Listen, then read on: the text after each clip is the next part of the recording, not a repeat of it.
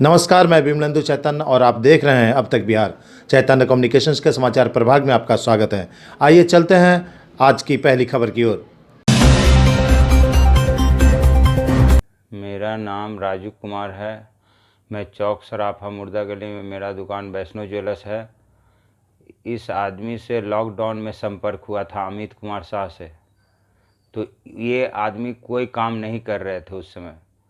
ये बार बार में हमसे टॉर्चर कर रहे थे, भैया आपके पास पैसा है तो दीजिए। डेली आके दुकान में बैठ जाते थे, 2 घंटे 3 घंटे बैठ जाते थे। बार बार पैसा कहते थे कि भैया दीजिए ना, लॉकडाउन के समय है, कमाई अच्छा है, ये है वो है। हमको थोड़ा कहें कि कमाई ठीक है, आपको भी इनकम हो जाएगा, पैसा रख के क्या कीजिएगा आप, जो दीजिए ना। जे आप कुछ कर भी नहीं रहे हैं ना यूज कर रहे हैं, दे दीजिए, अभी समय अच्छा है, कमाने का भी मतलब अच्छा मार्जिन मिल रहा है, जो धंधा हम करेंगे। तो हमने वो ज़मीन बेचे थे तो रखे हुए थे, हम भी बैठे हुए थे, तो हमारा भी दिमाग नहीं काम करा। मतलब डेली मतलब आके बोलते थे कि भैया, मैं डेली आके बैठ जाना था। और हमको फिर दिमाग घूम गया कि चलो भाई बैठे हुए हम भी हैं, पैसा रखा हुआ है, तो ज़मीन बेचे थे तो रखा हुआ था, तो उसी बीच हमने दे दिए। जो बोला कि इनकम अच्छा है, ये है वो है, 15 दिन पे हिसाब करेंगे तो आपको बचेगा 20,000 30,000, ऐसे ऐसे बोलते थे वो। तो हमने मतलब देखें कि बैठे हुए हम भी हैं तो कुछ इनकम आ जाएगा हमको भी। तो हमने पैसा इनको 15 लाख रुपया, मतलब 10 लाख नगद दिए और 90 ग्राम 600 मिलीग्राम सोना दिए 26/6/2020 में। फिर इनसे हम हिसाब मांगने लगे कि अमीर जी हिसाब दीजिए, हिसाब दीजिए। आप 15 दिन हो गया, 1 महीना हो गया, 2 महीना हो गया, 4 महीना हो गया, हिसाब नहीं दे रहे थे। ये टहलाते जा रहे थे। उसी बीच फिर क्या किए हमारे साथ कि बोले कि राजू जी चांदी ओके लेना है जो आपको 1,500 रुपये 600 रुपये, मतलब यही इस ढंग से बोलें कि 1,000 भी दे सकता है, 800 रुपया भी इनकम मतलब 1 किलो पर देगा। तो हमने वो कहे कि दीजिए जो आपको इतना फ़ायदा हो जाएगा। हमने चांदी 13 किलो चांदी उनको दिए। पहले 10 किलो दिए, फिर 3 किलो दिए। तो उन्होंने बोला कि हम ले जाके घर पहुंचाएं।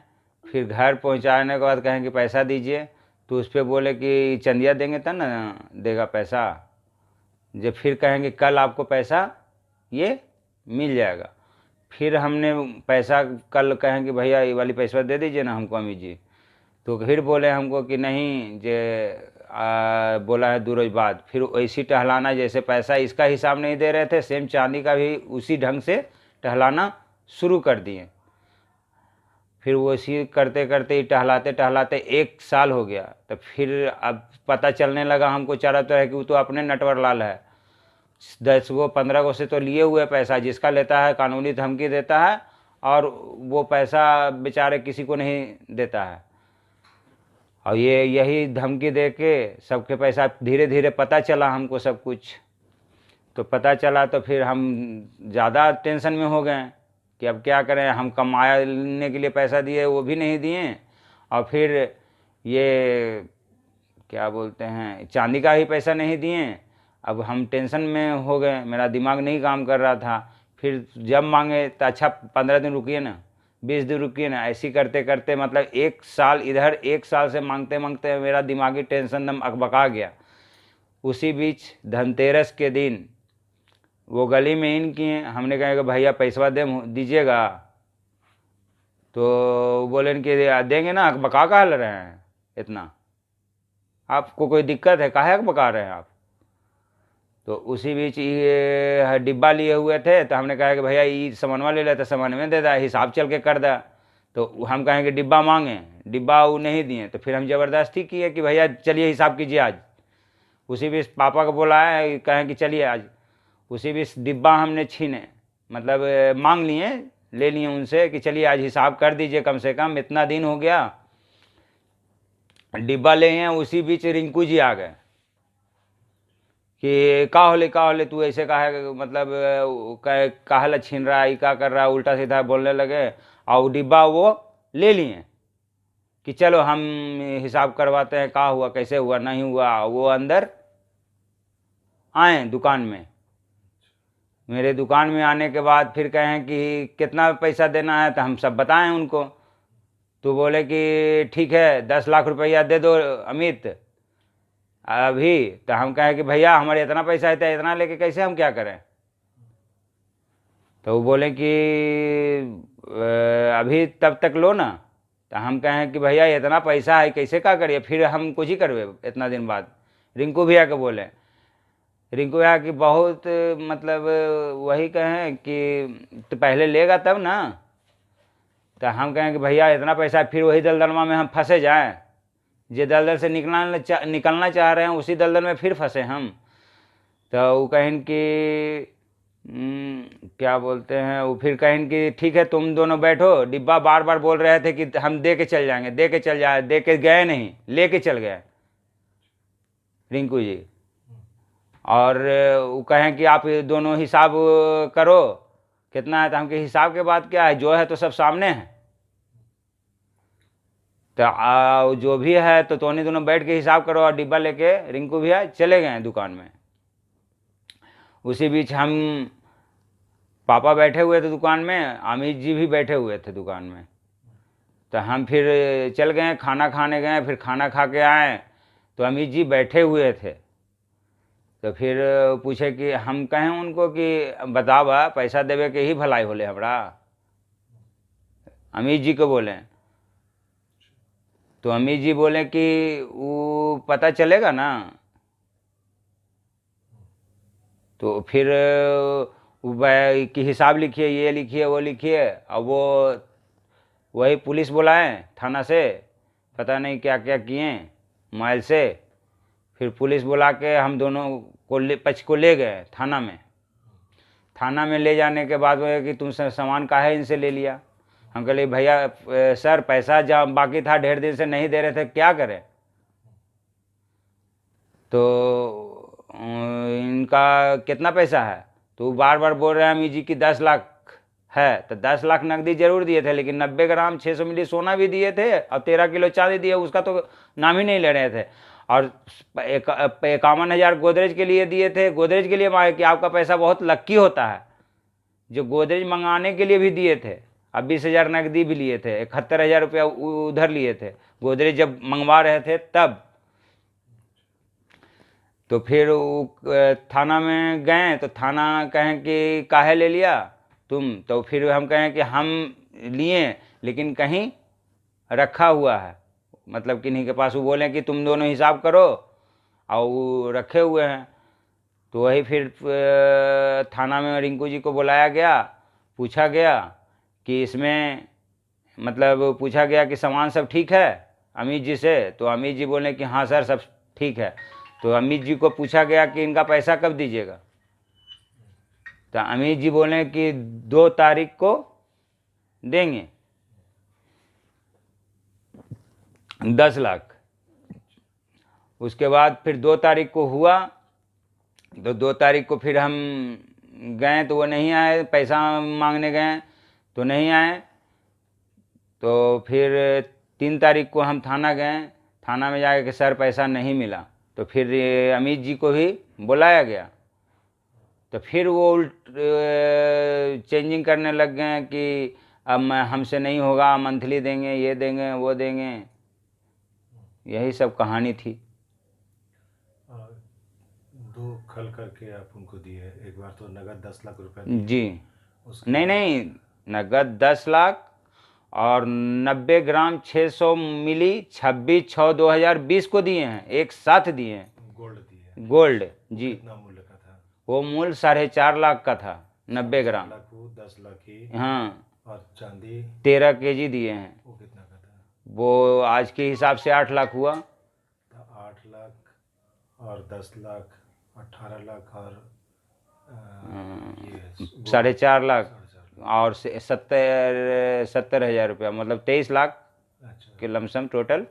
मतलब कुल 23 लाख। हाँ मेरा बोले कि आपका कमाई देंगे, उनका कमाई प्लस होते चल गया, मेरा कोई कमाई पता ही नहीं चला। मतलब आप लॉकडाउन लॉकडाउन के दौरान उनको जमीन बिजनेस के बेच लिए पैसा दिया, हाँ जमीन बेच कर। जी, ज़मीन बेचे हुए थे, पैसा मिला हुआ था।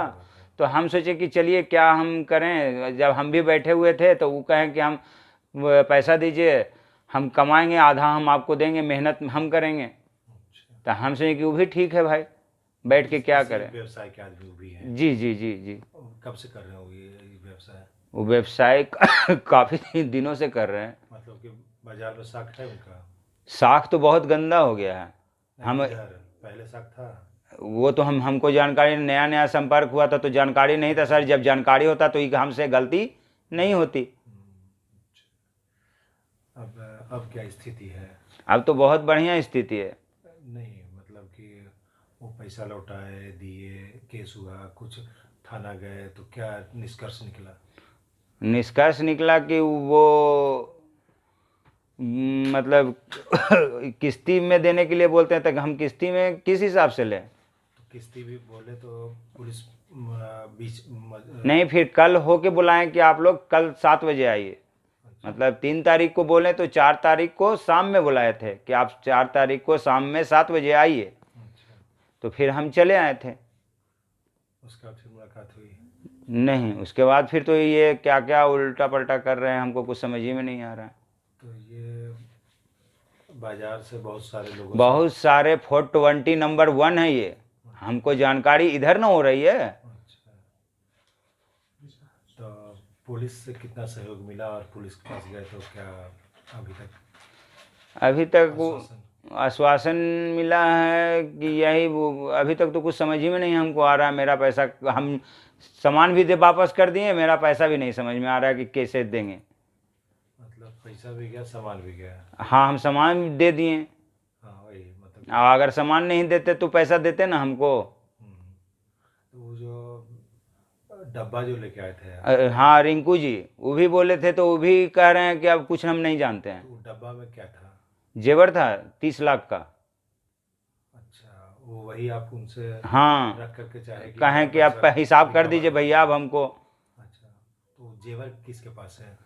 जेवर तो वो ले लिए, क्या बोलते हैं, अमित जी। अच्छा, अमित को वापस थाना में। थाना वापस कर दिया पुलिस हाँ ने, हाँ, बुला सामने कि आप देख लीजिए सामान सही है ना, तो बोले कि हाँ ठीक है। तो आप तो रिकवर के एवज में मांगे थे कि भाई हमको दिलवा दीजिए। हाँ, तो थाना प्रभारी दिलवाने के बजाय और उनको वापस दिलवा दिए। उनको पैसा, सामान वापस दिलवा दिए, और प्लस ये 2 तारीख का टाइम लिए थे और पैसा भी नहीं दिए। आपके ऊपर आरोप लगा छीनने का या? हाँ, छीनने का और आरोप लगाया जा रहा है। एक तो जिस समय इनके पास कुछ नहीं था उस समय कमाने के लिए दिए। ठीक। यही यही है कि भलाई किए कि उन समय ऐसा स्थिति था, दिन भर 4-4 घंटा मेरे दुकान में बैठे हुए रहते थे। 5-5 घंटा कि राजू जी करिए, ऐसे करिए, थोड़ा काम हो जाएगा, ये हो जाएगा। दिन भर बैठे, 4-4 घंटा 5-5 घंटा बैठे हुए रहते थे कि दिमाग लगाते थे कैसे ले लें। आज जब हम दिए तो हमारे पैसे से ही आज 2 करोड़ 3 करोड़ का आदमी भी हो गए। और हमारा पैसा भलाई किए उनको कमाने के लिए कि हमको कमाई भी नहीं पता चल रहा, पूंजी भी गायब है। मतलब दोहरा चपत लगा।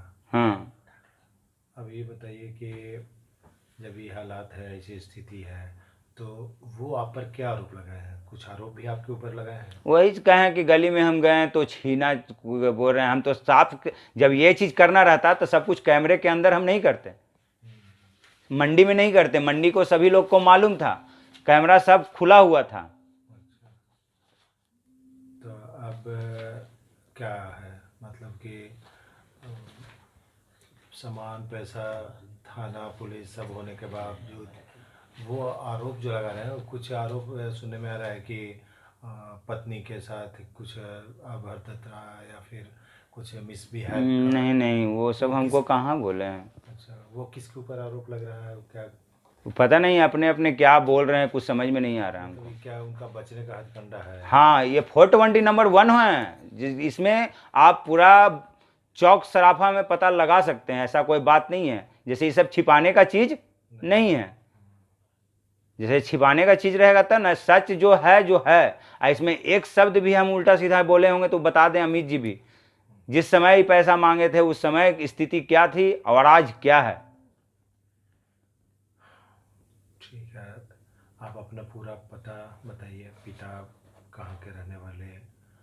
पूरा डिटेल्स अपने बारे में बता दीजिए। नाम। मेरा नाम राजू कुमार है। ठीक। पिता। पिता इंद्रदेव प्रसाद हुए, श्री इंद्रदेव प्रसाद। रहने वाले। रहने में पंडरीवा रोड में रहते हैं हम। गया में रहते। जी। अच्छा। और दुकान हुआ मेरा मुर्दा गली में, वैष्णो ज्वेलर्स, चौक सराफा में। ठीक है। और वो जो मिस्टर देवरलाल जी का नाम क्या है? वो अमित शाह नाम है उनका। अमित शाह। अच्छा। वो वही अमित शाह समझ रहे हैं। हाँ, बस। और उनके पिता पता क्या है उनका? उनका गौड़िया मठ के पास घर है। अच्छा। पिताजी का नाम शायद वीडियो में बता रहे थे, वो सुरेश प्रसाद शायद अच्छा। बता रहे थे। उनका और कोई भी धंधा है कि सोनारी का धंधा ही करते हैं? नहीं नहीं, यही धंधा करते हैं। होलसेल का धंधा में थे वो। अच्छा। आप प्रशासन से क्या उम्मीद करते हैं? हमारे प्रशासन से यही उम्मीद है कि इंसाफ दिलाया जाए, जांच किया जाए, क्या है नहीं है, पूरा मंडी में पूछा जाए, चौक सराफा में, कि कौन क्या है, कौन गलत है, कौन सही है, ये पता लगाने की चीज़ है। ठीक है। लोगों से भी कुछ कहना चाहेंगे कि ऐसे लोग से सतर्क रहना चाहिए? हाँ, ये बहुत, हम तो सोचें कि चलिए ये भाई ये भी अपना कमा के खाएंगे, हमारा पैसा है तो कुछ भाई फ़ायदा हो जाएगा। बैठे हुए हैं लॉकडाउन में, तो जब ऐसा बात बता रहे थे तो अभी का है कि हम इनको भलाई किए, इनका इतना, इनका खूब आगे बढ़ गए, हमारा पैसा अब पीछे चल गया।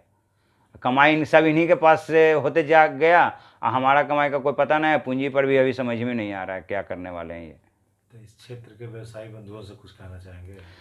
हाँ, व्यवसायी जैसे कि चौक सराफा मंडी से जो भी है, जो सब सच्चाई है, तो और सब लोगों से लिए हुए हैं पैसा, तो हम धीरे धीरे पता हमको चला, तो अब वो सब भी खड़ा हुए कि मेरा भी है, मेरा भी है। 10-20 आदमी के पास इनका पैसा है, ये 10-20 आदमी से लिए हुए हैं। अच्छा। इसी तरीके से? हाँ, इसी मतलब कानून को धमकी देते हैं कि हम केस कर देंगे, ये कर देंगे, किसी से चेक ले लेते हैं, किसी से कुछ कर लेते हैं, मतलब 420 में कहना नहीं है। मास्टरमाइंड है। अभी तक तो ऐसा हम नहीं देखे हैं ज़िंदगी में जैसा इन्होंने किया। अब आगे का हम बता नहीं सकते हैं।